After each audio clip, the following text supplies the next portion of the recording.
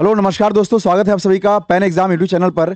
आज SSC GD का जो जीएस सीरीज हम लोग पढ़ रहे हैं अब तक, इसका आज डे 4 है, यानी चौथा क्लास है।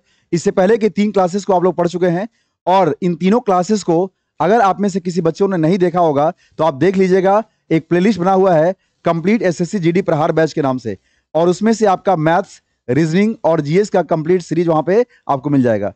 साथ ही साथ पैरेलल अभी हम लोग जीएस के साथ साथ मैथ्स और रीजनिंग को लेकर चल रहे हैं, ताकि आपकी तैयारी को हम बेहतर बनाने में आपकी एक बड़ी भूमिका हमारी हो सके। ठीक है, ये हिंदी यहाँ पर आपको लिए आपके मतलब लग रहा होगा कि हिंदी का तैयारी कैसे होगा भाई, तो उसके लिए हम लोग मैराथन करने वाले हैं, जहाँ पर एक दिन में काफ़ी कुछ क्वेश्चंस प्रीवियस ईयर के साथ ही साथ कुछ कॉन्सेप्ट को चर्चा करेंगे हम लोग, ताकि आपकी हिंदी बेहतर बनाई जा सके। ठीक है ना, तो आप इस चैनल से जुड़िए, अधिक से अधिक लोगों को जोड़िए और आपकी तैयारी में हमारी महत्वपूर्ण भूमिका हो। इस चीज़ों से आप खुद इतना प्रेरित होकर के आप इसे अधिक से लोगों तक पहुंचाने का काम करें। चलिए शुरू करते हैं हम लोग आज डे 4 में, है ना, जीएस जो इंपॉर्टेंट सीरीज है, इंपॉर्टेंट क्वेश्चन कुछ प्रहार बैच के तहत। तो आइए स्टार्ट करते हैं आज के पहला सवाल। पहला सवाल आपके स्क्रीन पे ये है, बताइए इसका सही आंसर क्या हो जाएगा। निम्न में से किसे व्यष्टि अर्थशास्त्र के जनक के रूप में कहा जाना जाता है। व्यष्टि अर्थशास्त्र क्या होता है, ध्यान दीजिए। पहले यहाँ पर दो तरह का, एक होता है अर्थ, है ना, अर्थशास्त्र को दो भाग में बांटते हैं। एक होता है व्यष्टि और दूसरा होता है समष्टि। ठीक है, समष्टि अर्थशास्त्र और एक क्या होता है भाई, व्यष्टि अर्थशास्त्र। अगर आप दोनों के इंग्लिश की बात करें तो इसको इंग्लिश में हम लोग वो क्या बोलते हैं, देखिए यहाँ लिखा हुआ है, इसको बोलते हैं हम लोग माइक्रो इकोनॉमिक्स। क्या बोलते हैं हम लोग, माइक्रो इकोनॉमिक्स। और ये जो आपका समष्टि होता है इसको हम लोग बोलते हैं मैक्रो इकोनॉमिक्स। मैक्रो इकोनॉमिक्स, ठीक है, ये चीज आप लोग ध्यान रखिएगा। ठीक है ना, दोनों में आपको कोई कंफ्यूजन नहीं होना चाहिए भाई, ध्यान रखिएगा इसमें। माइक्रो और एक होता है माइक्रो। ठीक है, तो इसके जनक किसे कहा जाते हैं और इसके जनक किसे कहा जाते हैं।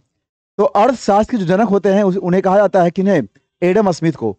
तो समष्टि अर्थशास्त्र यानी माइक्रो इकोनॉमिक्स के जो जनक हैं ये भी कहलाएंगे एडम स्मिथ। क्या कहलाएंगे, एडम स्मिथ, है ना, ये चीज आपको ध्यान रखना है। और व्यष्टि अर्थशास्त्र यानी माइक्रो इकोनॉमिक्स के जो फादर हैं ये किन्हें कहेंगे आप, ये जवाब देना है, यही क्वेश्चन आपका है। तो इसका सही आंसर हो जाएगा, आप सब जानते होंगे, बताइए, अल्फ्रेड मार्शल। क्या बोलते हैं हम लोग इसको, अल्फ्रेड मार्शल। तो फादर ऑफ इकोनॉमिक्स यानी इकोनॉमिक्स के जनक जो कहे जाते हैं एडम स्मिथ को ही, और समष्टि अर्थशास्त्र माइक्रो इकोनॉमिक्स के जो फादर हैं ये भी हम कहते हैं एडम स्मिथ को, और माइक्रो के कहेंगे हम लोग किसको, अल्फ्रेड मार्शल को। ठीक है, तो इस तरीके से आप लोगों को यहाँ पे कंफ्यूजन नहीं होना है और ध्यान रखिए इन दोनों टर्म में भी। ठीक है, आगे बढ़ते अगले सवाल की ओर। बताइए अगला सवाल आपके स्क्रीन पे ये रहा, लोकसभा के उपाध्यक्ष, है ना, आप जानते हैं लोकसभा का जो उपाध्यक्ष और अध्यक्ष, ठीक है ना, जिस दल के नेता जैसे प्रधानमंत्री को चुनते हैं उसी दल में से एक अध्यक्ष बनते हैं, दूसरे क्या होते हैं, उपाध्यक्ष बनते हैं।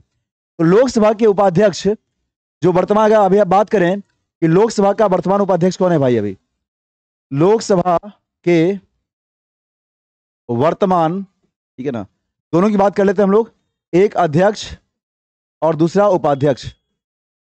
ये दोनों भी सवाल हो सकता है इस बार एग्जाम में करंट अफेयर्स में बन जाए आपको, है ना, तो ये ध्यान रखिए आप लोग। तो अभी जो वर्तमान अध्यक्ष हैं वो हैं ओम बिरला साहब, और जो उपाध्यक्ष हैं बताइए आप लोग फटाफट, क्या इसका हो जाएगा, इसके उपाध्यक्ष कौन है अभी हैं, जगदीप धांगड़, जगदीप धांगड़ कह सकते हैं आप लोग नाम, है ना, ये। तो ये दोनों ध्यान रखिए आप लोग।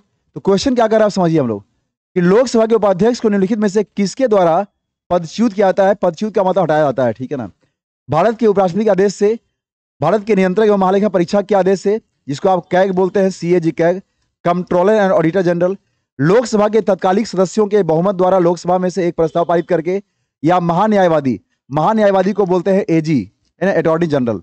अटॉर्नी जनरल का जो आप आर्टिकल देखें कि आपके संविधान में कहाँ मेंशन है, तो ये आपका है आर्टिकल 76 में, यानी कि अनुच्छेद 76 में इसका मेंशन है, और सीएजी जो है ये आपका है आर्टिकल 148 में है, ध्यान रखिए आप लोग। ठीक है, एक होता है SAG, state attorney general, sorry advocate general, attorney general नहीं, ये है आर्टिकल 165 में, इसमें भाई 165, ध्यान रखिएगा, यानी इसको आप बोलते हैं महाधिवक्ता। क्या इसको बोलते हैं आप लोग, महाधिवक्ता बोलते हैं इसको, स्टेट एडवोकेट जनरल। ठीक है, तो ये 2-3 एक्स्ट्रा इन्फॉर्मेशन था जो इसको ध्यान रखना है आप लोगों को।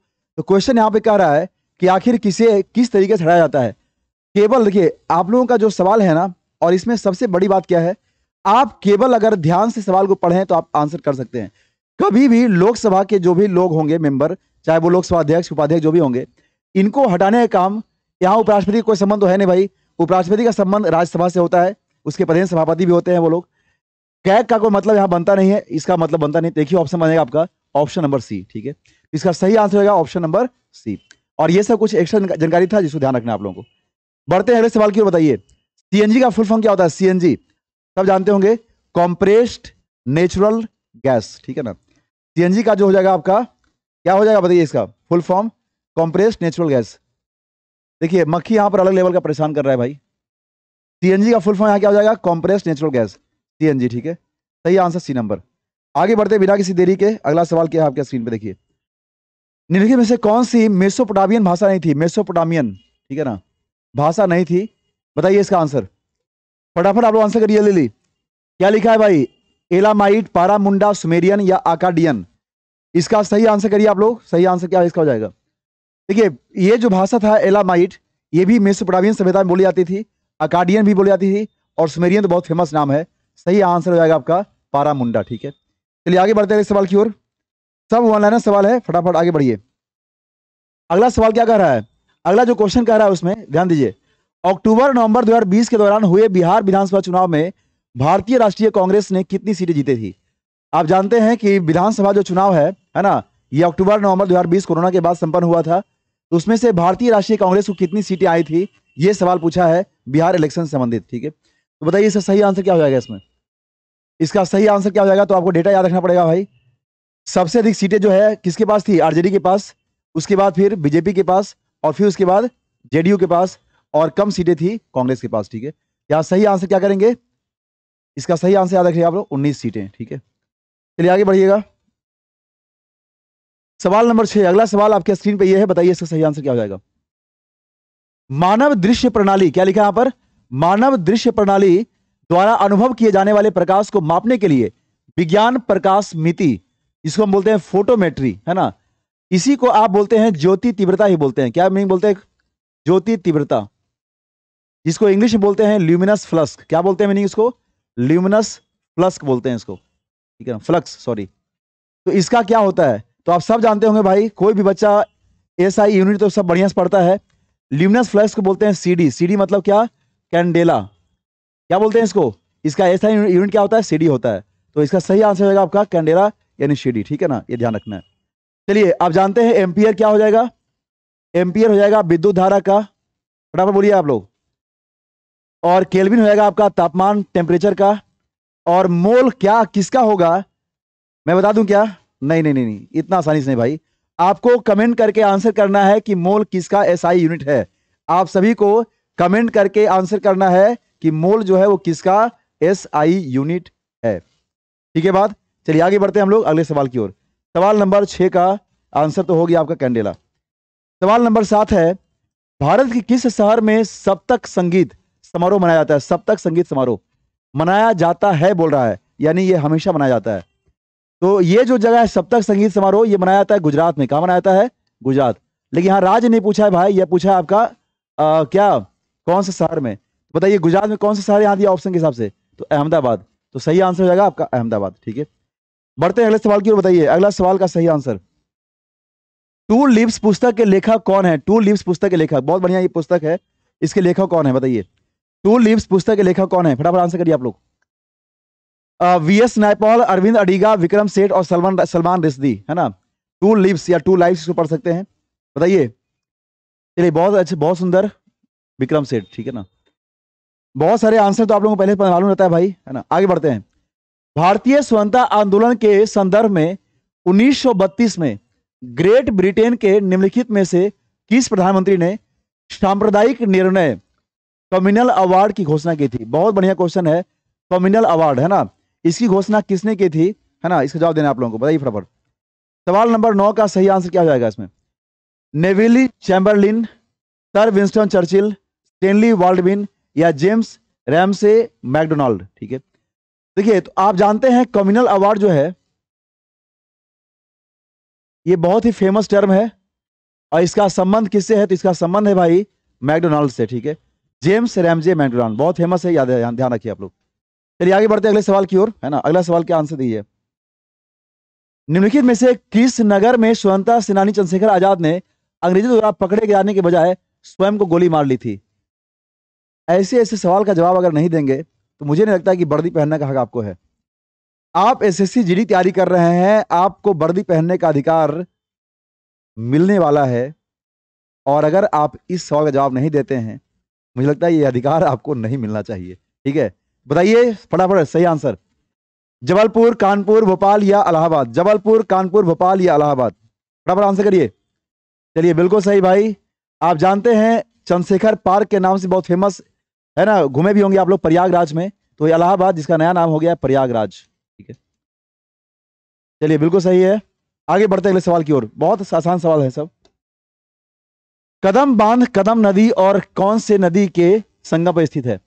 अच्छा क्वेश्चन ये भी, कदम बांध।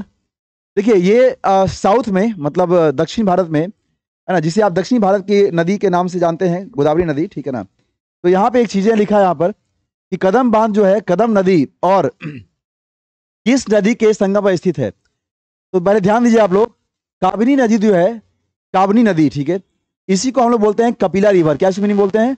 कपिला नदी बोलते हैं इसको। और ये कावेरी की एक सहायक नदी है। किसकी सहायक है भाई? कावेरी की एक सहायक नदी है। और कावेरी कहाँ बहती है? तो स्पेशली इसका जो एरिया है ना, इसी को, काबिनी को हम बोलते हैं कपिला नदी, और ये बहती है केरला में। कहाँ बहती है ये? केरला में।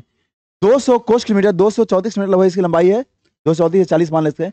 कावेरी की सहायक नदी है ना, तो इसके बारे में तो ये छोटा जानकारी हो गया। श्रावती जानते हैं, श्रावती नदी है ना, कर्नाटका में ये है। चलिए आगे बढ़ते हैं उसको हम लोग। यहाँ पे क्या हो जाएगा? कदम बांध जो है गोदावरी नदी पर है। किस पे है? गोदावरी नदी पे। ठीक है, चलिए आगे बढ़ते हैं अगले सवाल की ओर।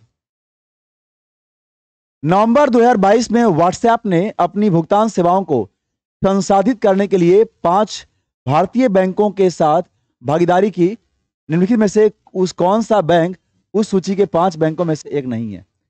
यानी नवंबर 2020 में व्हाट्सएप ने अपनी भुगतान सेवाओं के लिए, आप जानते हैं व्हाट्सएप पेमेंट शुरू किया गया था कोरोना के बाद, ठीक है ना, ताकि आप आसानी से पेमेंट कर सकते हैं। अब तक पेमेंट मोड आपके लिए फोन पे है, गूगल पे है, पेटीएम है, लेकिन व्हाट्सएप में ऐसी सुविधाएं स्टार्ट की गई थी। ठीक है, तो 5 बैंकों के साथ ये पार्टिसिपेशन हुआ था। एक्सिस बैंक है ना, कौन कौन है उसमें 5 बैंक में? तो वही कह रहा है कि उसमें से कौन सा एक ऐसा बैंक है आपके दिए गए ऑप्शन के हिसाब से जिसमें वो नहीं है? एक्सिस बैंक ऑफ इंडिया या एचडीएफसी या जियो पेमेंट बैंक? फटाफट इस क्वेश्चन का आप लोग आंसर करिए।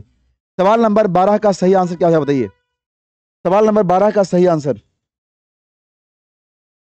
चलिए बताइए इसका सही आंसर। ओह ठीक है, सवाल नंबर 12 का सही आंसर करिए, क्या हो जाएगा? बिल्कुल सही, कुछ लोगों का सही आंसर आ रहा है भाई, है ना। एक्सिस बैंक था, एचडीएफसी था, जियो पेमेंट बैंक था, कौन नहीं था? बैंक ऑफ इंडिया उसमें नहीं था। ठीक है, बैंक ऑफ इंडिया उसमें नहीं था। आगे बढ़ते हैं अगले सवाल की ओर। कृषि और प्रसंस्कृत खाद्य उत्पादन निर्यात विकास प्राधिकरण, एपीईडीए, आप में से कोई बच्चा अगर है तो बताइए मुझे एपीईडीए का फुल फॉर्म क्या हो जाएगा? एपीईडीए का फुल फॉर्म, ठीक है, देखिए थोड़ा मैं लिख ही देता हूं इसको। एग्रीकल्चरल, क्या लिखेंगे हम लोग? Agricultural and processed, agricultural and processed, ठीक है ना। उसके बाद यहां क्या हो जाएगा? उत्पाद निर्यात, निर्यात को क्या बोलेंगे इसको? एक्सपोर्ट, ठीक है। और क्या बोलेंगे इसमें? डी का मतलब बताइए? डेवलपमेंट, डेवलपमेंट, और ए से हो जाएगा आपका अथॉरिटी, अथॉरिटी, ठीक है। तो एग्रीकल्चरल प्रोसेस्ड एंड प्रोडक्शन कर सकते हैं, उत्पाद का भी अंग्रेजी यहां लिख दीजिएगा, प्रोडक्शन, ठीक है। एक्सपोर्ट डेवलपमेंट अथॉरिटी, ये फुल फॉर्म रखना क्यों जरूरी है? कई बार एग्जाम में क्या करेगा, इतना लिख देगा आपको और इसमें से गायब कर देगा कोई शब्द, जैसे एक्सपोर्ट गायब कर देगा और कह देगा कि वहां पर ई से का, इसका मतलब क्या है? एग्जिट कर देगा, एक्सपोर्ट कर देगा, एनर्जी कर देगा, एनवायरमेंट कर देगा, मतलब ऐसा कुछ कर देगा यहाँ पर, ठीक है। तो भी ध्यान रखिएगा, यही इसका होता है। तो वही कह रहा है इसमें से कि भारत के किस राज्य में व्यावसायिक रूप में होने वाली पुष्प कृषि का प्रतिशत सबसे ज्यादा है? तमिलनाडु है, महाराष्ट्र है, मध्य प्रदेश है और कर्नाटक है। तो एपीईडीए, बहुत सुंदर सवाल यहां पर दिया है। बताइए इस क्वेश्चन का सही आंसर क्या होना चाहिए? इस सवाल का सही आंसर क्या होना चाहिए बताइए फटाफट आप लोग। देखिए तो इस रिपोर्ट के हिसाब से 2020 के अनुसार भारत के किस राज्य में व्यावसायिक रूप में जो होने वाली पुष्प कृषि है उसका परसेंटेज सबसे ज्यादा था। तो पुष्प यानी यहाँ सभी सही इसका आंसर होगा तमिलनाडु। क्या करेंगे इसका आंसर? तमिलनाडु करेंगे, ठीक है। तो एपीईडी के अनुसार जो 2020 का डेटा था उसमें सबसे अधिक कहाँ था? तमिलनाडु में था, ठीक है। क्योंकि ये प्रीवियस ईयर क्वेश्चन है इसलिए इसमें डेटा पहले का दिया हुआ है। आइए आगे बढ़ते हैं अगले सवाल की ओर। सवाल नंबर 14। जब ईली यानी कैटरपिलर डैश नामक अपने जीवन चक्र के अगले चरण में प्रवेश करने के लिए तैयार होता है तो वह या खुद को संभालने के लिए पहले एक जाल बुनता है, ठीक है। टीम बोलते हैं, प्यूपा बोलते हैं, आरंभिक कोकुन बोलते हैं या विलंबित कोकुन बोलते हैं? बहुत बढ़िया सवाल है साइंस का, बताइए सवाल नंबर 14 का सही आंसर क्या हो जाएगा इसमें? सवाल नंबर 14 का सही आंसर क्या हो जाएगा? फटाफट आंसर करिए आप लोग।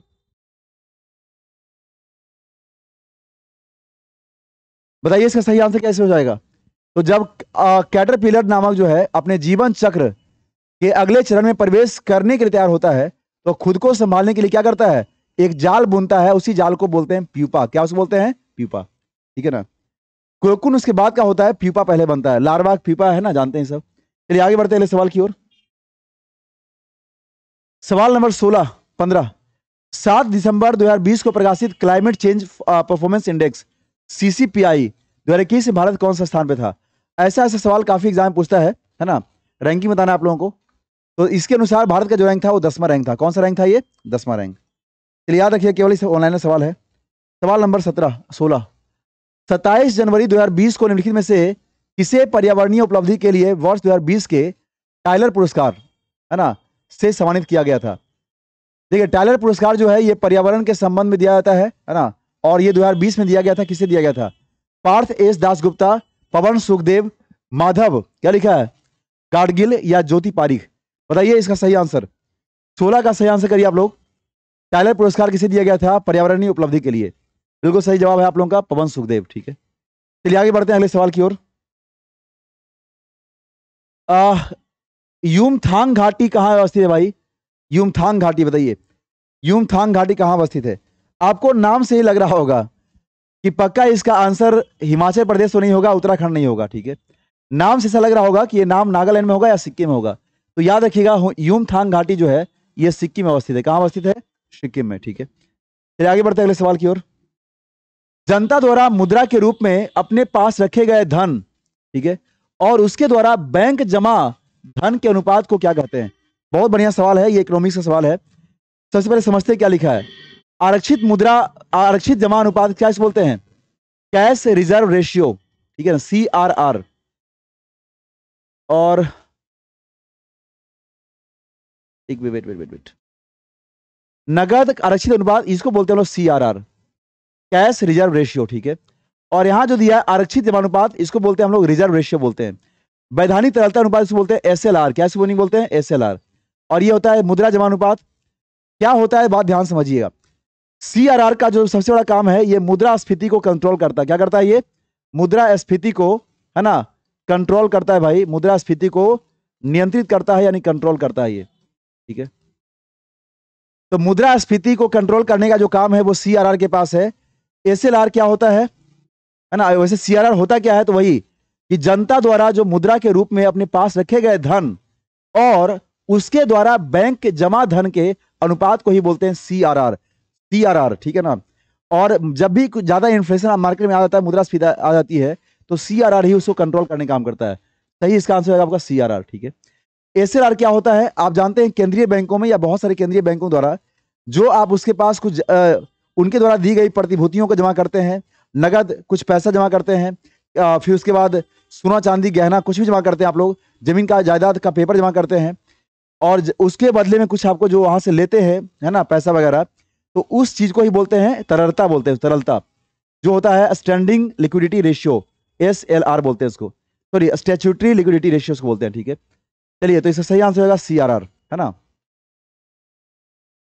आगे बढ़ते हैं। भरतनाट्यम नृत्य के पुनरुद्धार के लिए, पुनरुद्धार का मतलब होता है उसको फिर से बढ़ाने के लिए, किस नृत्यांगना को दिया जाता था? मल्लिका साराभाई, यामिनी कृष्णमूर्ति, रुक्मिणी देवी अरुणडेल या अलार मेल वल्ली, ठीक है। भरतनाट्यम सारा नाम जो है साउथ वाला ही है, सारा नाम साउथ का ही है। तो आप जानते हैं इसका संबंध जो है किससे है?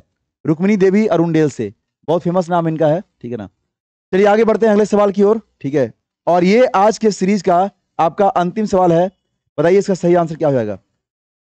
अंतर्राष्ट्रीय क्रिकेट परिषद आईसीसी बोर्ड ने नवंबर 2020 में अंतर्राष्ट्रीय क्रिकेट के लिए न्यूनतम आयु नीति, ठीक है ना, की घोषणा की। इस नीति के अनुसार विश्व स्तर पर क्रिकेट खेलने के लिए खिलाड़ी की आयु कम से कम कितनी होनी चाहिए? 16 साल, 15 साल, 13 साल, 14 साल। ठीक है, बिल्कुल सही है। इसका आंसर होना चाहिए 15 साल। ठीक है, पहले ये 16 साल, फिर अब 15 साल ये हो गया। ठीक है, चलिए आगे बढ़ते हैं। ये था आपका अंतिम सवाल था, है ना। चलिए, ये कंप्लीट सीरीज जो चल रहा है एसएससी जीडी का सीरीज, उम्मीद है कि ये सीरीज काफी बेनिफिशियल रहा होगा आपके एग्जाम के लिए और आगे भी रहेगा। और इसलिए आपको इस वीडियो से जुड़ने के लिए आपका बहुत बहुत धन्यवाद। इस वीडियो को अधिक से लाइक करिए, हमारा प्रोत्साहन बढ़ाइए। आप लोग शेयर करिए भाई, ताकि आपको हर तरह के जितने भी आपके फ्रेंड सर्कल में लोग हैं उनको तैयारी करने में हमारी मदद मिल सके। और जो बच्चे चैनल पर नए हैं, सब्सक्राइब करना मत भूलिएगा। और मैं फिर से कहूँगा, अधिक से अधिक लोगों तक फैलाइए इसको, जितना अधिक से अधिक शेयर कर सकते हैं आप करिए, क्योंकि एसएससी जीडी में वर्दी पहनना आपका अधिकार है और आप इसे पहन कर रहेंगे। इसमें हमारी जो योगदान है, मैं उसके लिए हमेशा तैयार था, तैयार हूं और तैयार रहूंगा। चलिए मिलते हैं अगले फिर वीडियो में, अगले क्लास में। Thank you so much. जय हिंद।